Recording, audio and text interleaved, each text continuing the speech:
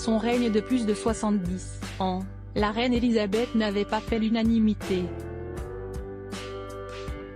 Entre les anti-royalistes ou ceux qui ont contesté certaines de ses décisions, la mère du roi Charles III avait bel et bien son lot de détracteurs. Mais si ces derniers étaient pacifiques, en grande majorité,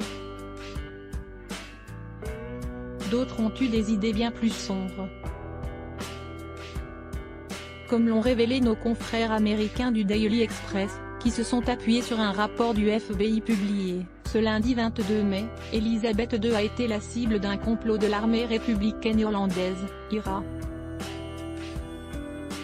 L'organisation paramilitaire nationaliste avait en effet prévu d'assassiner la reine d'Angleterre, en 1983, lors d'une visite en Californie pour rencontrer le président de l'époque, Ronald Reagan. Heureusement pour Sa Majesté, un officier de police avait entendu parler de ce complot. Ce dernier, qui était dans un pub irlandais à San Francisco, avait écouté une conversation au cours de laquelle un homme assurait vouloir tuer Elisabeth II afin de venger la mort de sa fille qui avait été tuée auparavant en Irlande du Nord. Pour ce faire, l'homme avait prévu de faire tomber un objet depuis le Golden Gate Bridge sur le yacht Royal Britannia quand il passait sous le pont ou tenter de tuer la reine Elisabeth quand elle visitera le Yosemite National Park, a précisé le rapport du FBI. Ni une ni deux, l'officier de police a contacté les agents fédéraux pour les avertir de ce complot macabre.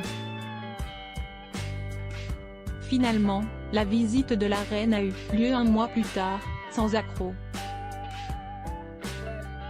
Supérieure à photo, Elisabeth II, de la princesse à la reine d'Angleterre, retour sur sa vie en images au cours de cette période, les visites et les déplacements officiels de la reine Elisabeth II étaient toujours accompagnés de craintes. En même temps, il faut dire que les tensions entre l'Angleterre et l'Irlande du Nord étaient grandissantes. Et si la mère de Charles III était en danger,